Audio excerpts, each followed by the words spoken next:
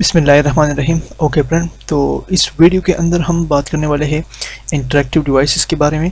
और ये हमारे पास लेक्चर नंबर 4 है और ये हमारे पास एक कंप्लीट चैप्टर है। लेकिन इस चैप्टर से हमने कुछ टॉपिक को गेट किया और इसमें कुछ इंटरेक्टिव डिवाइस के बारे में डिस्कस करेंगे। जो इंटरेक्टिव डिवाइस हमारे पास आजकल यूज़ हो रहे हैं, मतलब जो अपकमिंग है और जो प्रिमिटिव डिवाइस है वो और होती जा रही है।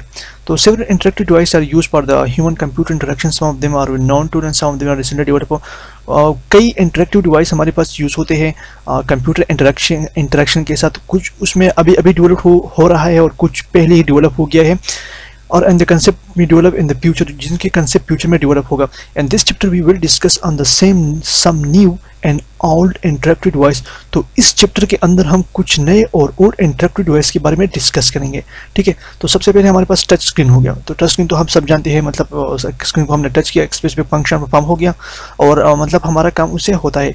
ठीक है, the touch screen concept was prophesied decade ago, however the platform was acquired recently. मतलब टच स्क्रीन का जो कंसेप्ट था वो कई डिकेड पहले उसका कंसेप्ट आया था। मतलब कि ऐसे ह्यूमन का जो जेस्टर मोमेंट है उसको हम क्या कर सकते हैं, उससे एक स्पेसिफिक इनपुट हम ले सकते हैं। मतलब ये कंसेप्ट तो कई डिकेड पहले ये कंसेप्ट आ गया था, लेकिन अभी अभी उस पर काम हो गया और मतलब वो काम आखिर लास्ट तक पहुंच गया।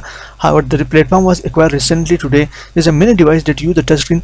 आजकल मेनी डिवाइस है, मतलब जितने हमें हम स्मार्टफोन यूज़ कर रहे हैं सब टच स्क्रीन यूज़ करते हैं। After revision and selection of these devices, developer customise these touch screen experience.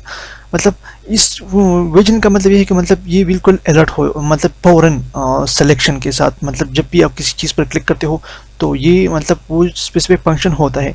तो this device developer customise touch screen experience में डेवलपर इसी तरह इस टच स्क्रीन को एक्सपीरियंस को और भी इम्प्रूव करता जा रहा है। The cheapest and relative easy way of manufacturing, the cheapest and relatively easy way of manufacturing touchscreen are the one using electrode and voltage association। इसी तरह हमारे पास जो ये टच स्क्रीन बनता है तो ये कुछ इलेक्ट्रोड, ठीक है, और वोल्टेज एसोसिएशन दोनों के दरमियान जो मिलाप है, एक स्पेसिफिक मिलाप से ये दोनों, ये टच स्क्रीन का जो कंसेप्ट है वो बनता जा रहा है। ठीक है, मतलब वो स्पेसिफिक फंक्शन जो होता है इंसान ह्यूमन के जो फिंगर से जो इनपुट लेता है, मतलब ये डिवाइस, ये सिस्टम जो होता है ये वोल्टेज और इलेक्ट्रोड के एसोसिएशन से बनता है। मतलब वो दोनों यूज़ कर उससे स्पेसिफिक मोमेंट बनाया जाता है, स्पेसिफिक इनपुट लिया जाता है। Other than the hardware differences, software error can bring major differences from one touch devices to another even when the same hardware is used. तो इसमें यहाँ पे हमारे पास टच स्क्रीन हो गया। तो टच स्क्रीन कंसेप्ट पहले गया था, लेकिन अभी अभी उस पर काम शुरू हो, अभी नहीं बल्कि पहले तकरीबन 2000 से उस पर काम शुरू किया गया था और अभी वो चल रहा है। ठीक है, और अभी इसमें कस्टमाइजिंग हो रहा है, डेवलपर न्यू चीज़ें एडवेंट कर रहा है। ठीक है, तो इसमें जेस्टर रिकॉग्निशन हो गया। जेस्टर का मतलब है gesture subject of language technology that is object of understanding the human movement by mathematical procedure. मतलब ह्यूमन जेस्टर का मतलब ये होता है कि मैथमेटिकल प्रोसीजर के थ्रू ह्यूमन के बॉडी के मोशन को अंडरस्टैंड करना, ये हमारे पास जेस्टर रिकॉग्निशन होता है।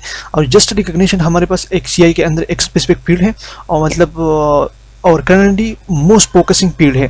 This technology as future base, और हमारे पास ये जो टेक्नोलॉजी है ये फ्यूचर बेस है। जस्ट रिकग्निशन मतलब ह्यूमन के मूवमेंट को और डिफरेंट मूवमेंट को ट्रीट करना। This new technology magnitude and advance association between this new technology magnitude and advanced association between human and computer where no mechanical device are used। This new technology magnitude and advanced association between human and computer where no mechanical device are used।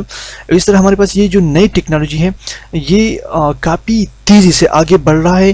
ठीक है, computer में no mechanical device are use, और मतलब this new technology is magnitude and advanced association between human and computer where mechanical device are used। इस तरह human और computer के दौरान कोई थर्ड पार्टी मैकेनिकल डिवाइस के यूज़ के अलावा ये मतलब क्या करता है, ये जस्ट रिकग्निशन हमें एक स्पेसिफिक वे प्रोवाइड करता है। ठीक है, ताकि हम कंप्यूटर के साथ सेलेक्ट हो, कंप्यूटर के साथ कनेक्ट हो और अपना स्पेसिफिक फंक्शन इसके थ्रू हम परफॉर्म कर सके। This new interactive device might terminate the old device like keyboard, this is also have a new device like touch screen. तो ये जो new interactive device might terminate the old device, इसी तरह ये जितने भी न्यू अपकमिंग डिवाइस हैं, ये यही सही से जो पुरानी डिवाइस है, प्रिमिटिव डिवाइस हैं, वो क्या कर रहे हैं, ख़त्म कर रहे हैं। अब स्पीच रिकग्निशन भी हमारे पास इंटरेक्टिव वॉइस का एक मेथड है, क्योंकि हम इसके थ्रू एसए के साथ मतलब एक स्पेसिफिक कंप्यूटर के साथ इंटरेक्ट हो सकते हैं।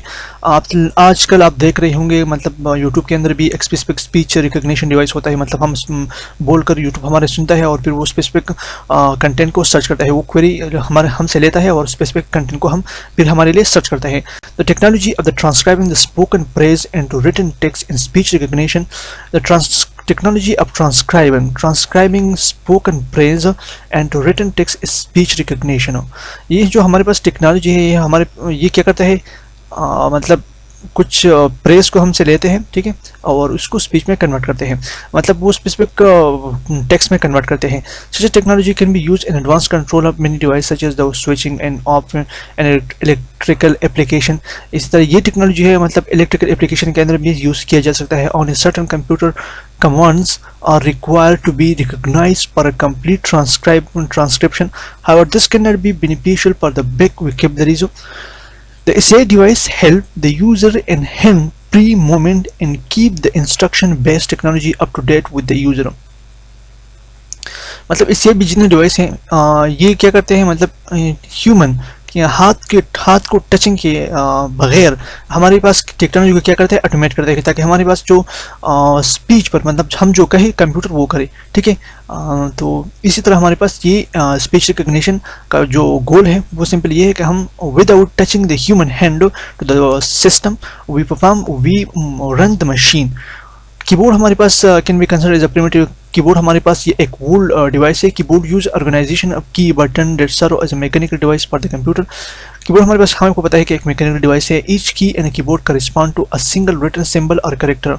और इसी तरह कीबोर्ड में हर एक बटन के अंदर एक सिंगल और मतलब रिटन टेक्स्ट होता है, कैरेक्टर होता है। This is the most effective ancient interactive device between the human between the man and the machine that has given idea to develop many more interactive device as well as made advance in itself such as the soft screen keyboard for computer and mobile phone.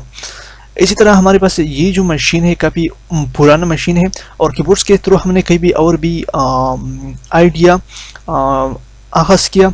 और इसमें हमारे पास मतलब जितने भी सापा में अब keyboard मौजूद है, अब सिस्टम के अंदर, अब हम मोबाइल के अंदर देख सकते हैं, कंप्यूटर के अंदर भी देख सकते हैं। तो हमारे पास क्या है, मतलब वो जो आइडिया है हमने किससे लिया, कीबोर्ड से लिया। ओके, सो रिस्पॉन्स टाइम, तो response time is the time taken by the device to respond और रिक्वेस्ट। मतलब रिस्पॉन्स टाइम का मतलब ये होता है कि मतलब दोनों स्पीच मतलब जितने भी हम इंटरैक्टिव डिवाइस यूज़ करते हैं तो इसका स्पेसिफिक रिस्पॉन्स टाइम होता है। उस रिस्पॉन्स टाइम को हम रिस्पॉन्स टाइम कहते हैं। Response time is the time taken by device to respond और request. The request can be anything from the database, query loading, web page, or the response time is the sum of the services time and the waiting time. Response time मतलब sum of the services time और waiting time है। Transmission time become a part of the response time when the response has traveled over a network। Response time का मतलब ये है कि मतलब जब हम किसी क्वेरी को एंटर करते हैं सिस्टम के अंदर, वो हमें एक वापस आउट रिजल्ट देता है। तो हमारे पास वो जितने भी इन इनपुट और आउटपुट के बीच में जितने भी टाइम लगे उसको हम रिस्पॉन्स टाइम कहते हैं। In modern HCI device there is a several application installed and most of them function simulation or for the usage. This make busier response time. All of that increase in the response time is caused by increase in the wait time. The wait time is due to the running of the request and the queue of the request following it. इस तरह modern HCI device के अंदर there are several application installed and most of them function simulation। कई application install हुआ है जिसमें हमारे पास कई सिमुलेशन कई ऐसी डिवाइस है जिसमें मतलब वो स्पेसिफिक फंक्शन को कॉपी करता है और for the user uses this make by busier response time. All the time increase in response time is cause by increasing. तो ये सिंपल ये कह रहा है कि जितने भी मतलब जैसे मैंने पहले कहा कि हमसे एक स्पेसिफिक इनपुट लिया जाता है, उस इनपुट को वो प्रोसेस करते हैं, मतलब उस प्रोसेसिंग में जितना टाइम लेता है तो वो वापस हमें आउटपुट देता है। मतलब आउटपुट और इनपुट के बीच जितना भी टाइम होता है वो हमारे पास रिस्पॉन्स टाइम होता है। तो इसका सिंपली मकसद ये है। तो इस तरह हमारे पास कई और भी इंटरैक्टिव डिवाइस है, न सिर्फ ये है, लेकिन मैंने कुछ इंटरैक्टिव डिवाइस को पिक किया जो हमारे पास मोस्ट कॉमनली यूज हो जाता है आज के दौर में। इस तरह हमारे पास माउस भी एक इंटरेक्टिव डिवाइस है। इसी तरह अगर आप और